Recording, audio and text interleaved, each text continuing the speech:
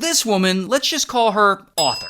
One night, Author goes into her bedroom and she finds her husband there on the floor. And he's not moving and he's unresponsive. Now her husband is this guy. Let's call him Mason because he owns a successful masonry business. So Mason is there on the floor and Author panics. So she calls 911, but unfortunately, it's too late. Mason ultimately doesn't make it. And months later, a toxicology report comes out and it shows that he OD'd on fentanyl. Now, Author and Mason have 3 sons, and the sons are really struggling with the loss of their father. So Author gets an idea. She's gonna write a children's book designed to help her sons and other children process the loss of a loved one. So she writes it. The book is called Are You With Me? And here she is on TV promoting it. My husband passed away unexpectedly last year. It completely took us all by shock. Until about a month after she publishes the book, boom, police arrest Author. Why? Well, let's look at this from Mason's perspective.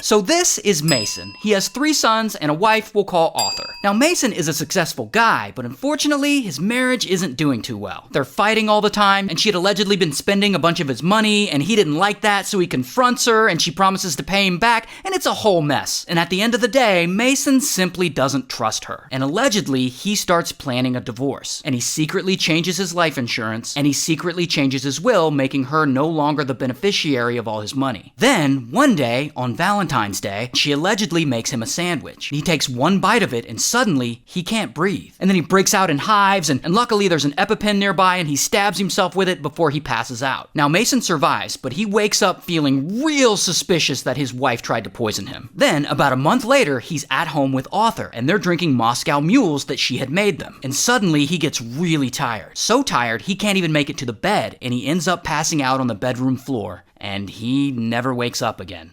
Months later, Author writes her children's book, and then she's out promoting that book. And during that whole children's book phase is when the toxicology report comes back. And as we know, the report shows that Mason OD'd on fentanyl. But you want to know what else it showed? He had 5 times the lethal amount in his system.